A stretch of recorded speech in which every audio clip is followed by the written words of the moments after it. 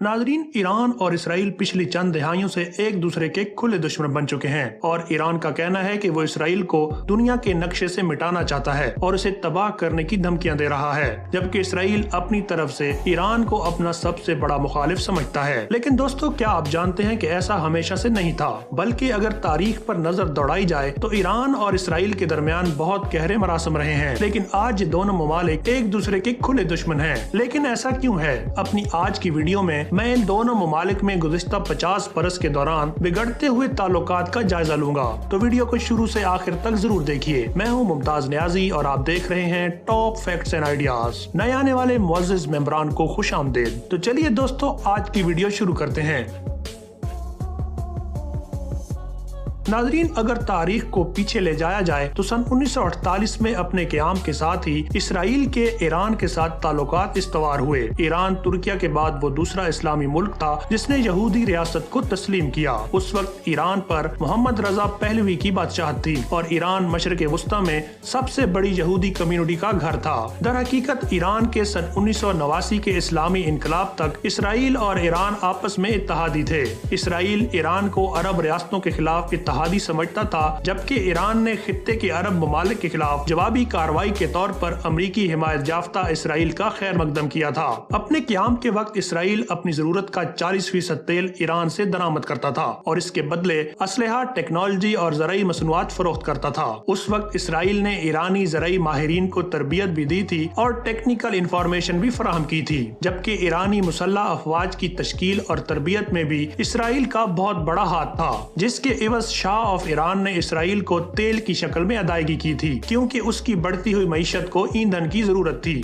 Israel की खुफिया agency Mossad ने शाह ईरान की खुफिया पुलिस सवाक को भी तरबियत दी थी। नाजरीन, दोनों ममालिक के दरमियान मामलात तब बिगड़े जब सन 1989 में ईरान में इस्लामी इनकलाब लाया गया। सन 1989 में ईरानी इनकलाब में शाह ईरान का तख्ता उलट दिया गया तो ड्रामाई तौर पर दोनों मुल्कों के ताल्लुकात खत्म हो गए। ईरान इसराइल से बाहर दूसरी बड़ी यहूदी बिरादरी का घर भी रहा है। इसके बावजूद इस्लामी इनकलाब के बाद बहुत से यहूदी मुल्क छोड़कर चले गए। आज भी 20,000 से ज्यादा यहूदी ईरान में आबाद हैं। इसराइल ने इनकलाब के बाद ईरान की इस्लामी जमहूरी रियासत को तस्लीम नहीं किया। ईरान के रूहानी पेशवा आयतुल्लाह खामनई इसराइल को बैतुल मुकद्दस पर काबिज गैर कानूनी रियासत करार देते हैं। ताहम दोनों मुल्कों के दरमियान आज भी गैर रस्मी तिजारती राब्ते पाए जाते हैं। नाजरीन, ईरान में इस्लामी इनकलाब के बाद आयतुल्लाह रूहुल्लाह खुमैनी और उनके मजहबी इनकलाबियों ने इसराइल के साथ ईरान के साबका तमाम मुआहदों को खत्म कर दिया। खुमैनी ने फलस्तीनी इलाकों पर इसराइल के कब्जे पर शदीद तनकीद की। धीरे धीरे ईरान के इसराइल के खिलाफ बयानात में सख्ती आती चली गई, जिसके इजहार का मकसद इलाकाई अरब रियासतों या कम अज कम उनके शहरियों की हिमायत हासिल करना था, क्योंकि ईरानी हुकूमत अपने इलाकाई असर व रसूख को बढ़ाने के लिए बेचैन थी। सन 1980 में फलस्तीन में इसराइल के खिलाफ पहली मुसल्लह तंजीम इस्लामिक जिहाद का क़याम अमल में लाया गया तो इसके पीछे भी ईरान था। ईरान और इराक के दरमियान सन 1980 से सन 1988 तक जारी रहने वाली जंग के दौरान इसराइल ने सद्दाम हुकूमत के खिलाफ तेहरान को 1,500 मिसाइल फराहम किए थे।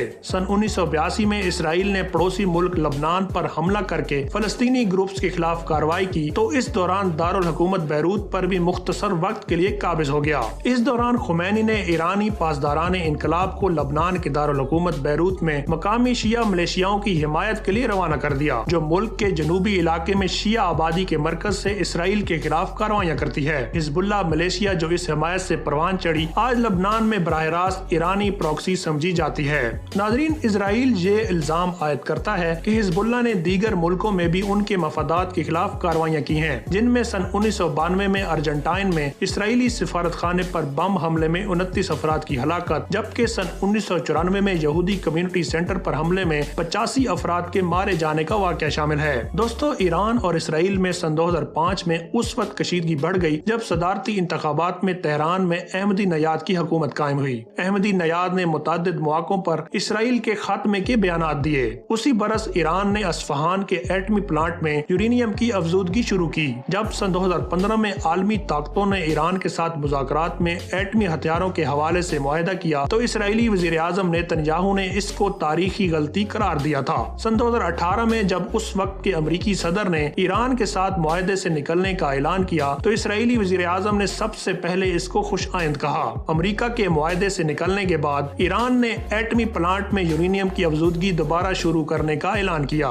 नाज़रीन, गुज़िश्ता चंद महीनों में इसराइल ने ईरान पर बहरी जहाजों पर हमलों का इल्जाम लगाया, जबकि ईरान ने इसराइल पर टारगेटेड कत्ल और ईरान में यूरेनियम अफजूदगी के प्लांट को सबोताज करने का इल्जाम आयद किया है। इसराइल पर सन 2022 और सन 2023 में पासदाराने इनकलाब के सरकर्दा अरकान समेत शाम में ईरानियों पर टारगेटेड हमलों का इल्जाम लगाया गया था और हाल ही में 1 अप्रैल 2024 को दमिश्क में ईरानी सिफारतखाने से मुल्हिका इमारत पर इसराइली फिजाई हमले में 1 दर्जन से ज्यादा अफराद मारे गए, जिनमें पासदाराने इनकलाब के 2 सीनियर अरकान भी शामिल थे, जिसके नतीजे में 13 अप्रैल को दमिश्क में अपने सिफारतखाने पर गैर मामूली हमले के 2 हफ्ते के बाद ईरान ने अपनी सरजमीन से इसराइल की तरफ सैकड़ों ड्रोन दाग दिए हैं और इस तरह ईरान और इसराइल के दरमियान बाकायदा और बराह रास्त जंग का आगाज हो चुका है। नाज़रीन, आयतुल्लाह अली खामनाई जो ईरान के मौजूदा रहनुमा हैं और जिनके पास तमाम मामलात में हतमी फैसले का इख्तियार है, अपने पेशरुओं की तरह इसराइल के मुखालिफ हैं। खामनाई और पूरी ईरानी क़यादत ने बारहा होलोकॉस्ट पर भी सवाल उठाए हैं, लेकिन दूसरी तरफ तमाम ईरानी बाशिंदे इसराइल के खिलाफ ईरान की दुश्मनी की हिमायत नहीं करते। साबिक ईरानी सदर अली अकबर हाशमी रफसंजानी की बेटी फायजा हाशमी रफसंजानी ने सन 2021 के एक इंटरव्यू में कहा था कि ईरान को इसराइल के साथ अपने ताल्लुकात का असर नौ जायजा लेना चाहिए, क्योंकि तेहरान का मौक़िफ़ अब मौजूदा वक्त के मुताबिक नहीं रहा। फायजा हाशमी, जो माजी में ईरान के पार्लिमान की रुकन भी रही हैं, वो ये भी कहते हैं कि चीन में मुसलमानों का इस्तेहसाल हो रहा है और चेचन मुसलमान रूस में मजालिम का शिकार हैं, मगर फिर भी ईरान के दोनों ममालिक के साथ करीबी ताल्लुकात हैं।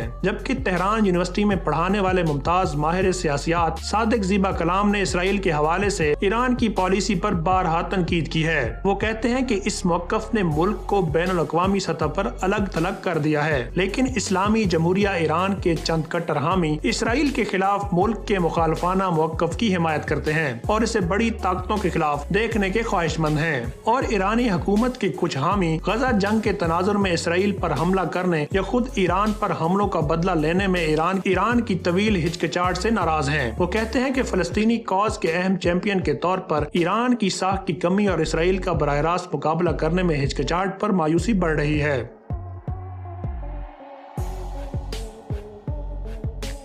तो नाजरीन, ये थी आज की इंफॉर्मेटिव वीडियो पसंद आने की सूरत में चैनल को सब्सक्राइब करें और अपनी कीमती राय से कमेंट्स बॉक्स में आगाह करते हुए चैनल को अपने दोस्तों के साथ भी जरूर शेयर करें। मुझे इजाजत दीजिए, अपना और अपने प्यारों का ख्याल रखिए। अल्लाह हाफिज।